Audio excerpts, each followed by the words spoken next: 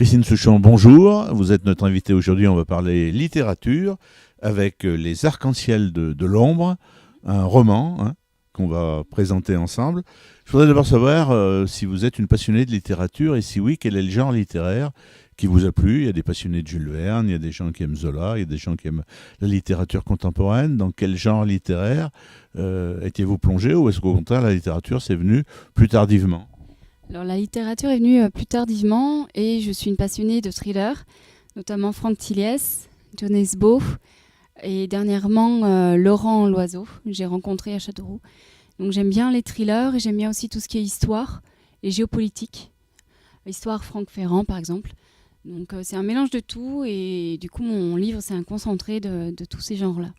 Alors un concentré, je l'ai lu, c'est très dense, c'est captivant, il y a des personnages bien caractéristiques.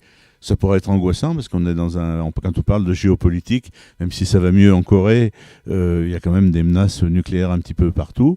Qu'est-ce qui vous intéresse dans ce monde géopolitique qui est plutôt flippant, angoissant, stressant ? C'était pour faire poser les questions aux lecteurs. Prendre conscience qu'on n'est pas dans un monde tout rose et oui, il faut avoir un raisonnement critique sans tout remettre en cause bien sûr, mais et vivre malgré tout ce qui se passe, mais oui, qu'on soit plus des moutons comme on l'est actuellement. On va parler un petit peu des personnages, ils sont importants. Il y a deux héros jeunes et puis d'autres plus âgés, sans nous décrire tout le livre évidemment, puis ça serait trop long, il nous faudrait plus de temps, de nous raconter un petit peu le scénario. Ça se passe déjà à Paris au début, c'est dans une école, une faculté de géopolitique nucléaire. Il y a deux étudiants, Dominique et Sofiane, qui sont encadrés par leur professeur Samuel Kilkenny, qui est professeur reconnu dans le monde entier, qui est proche des politiciens français et États-Unis, américains. Donc je parle également de la présidentielle aux États-Unis et en France. Et il y a un attentat un attentat planétaire qui va se produire et ces trois personnages, Dominique, Sofiane et Samuel Kilkenny, vont être impliqués dedans.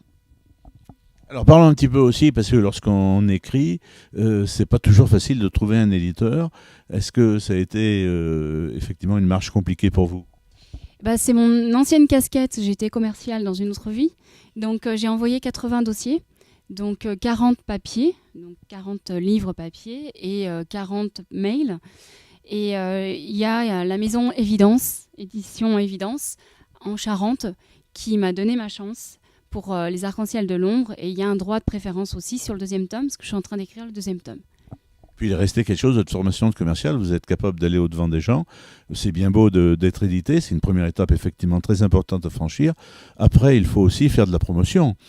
Alors quand on est très connu, c'est facile, on est un peu invité un petit peu partout, sur toutes les chaînes de télévision. Quand on l'est moins, il faut se faire connaître, mais c'est déjà pas mal. Vous avez des contacts médiatiques et des premiers retours.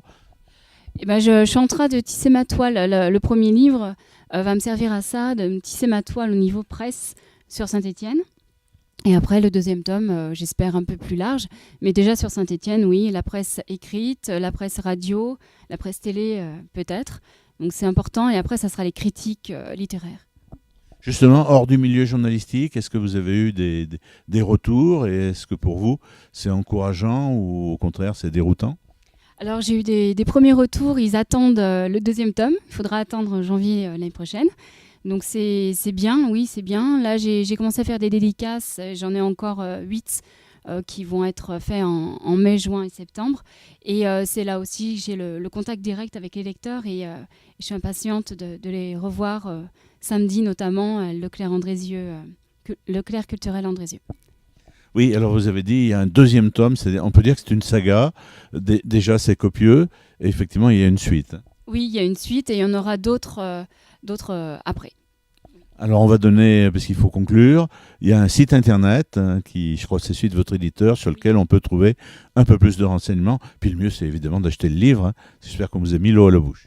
Oui, le livre est en commande dans toutes les librairies de France, avec mon nom, Christine Souchon, et le titre Les Arcs-en-Ciel de l'ombre, ou sur le site internet évidence.boutique.com.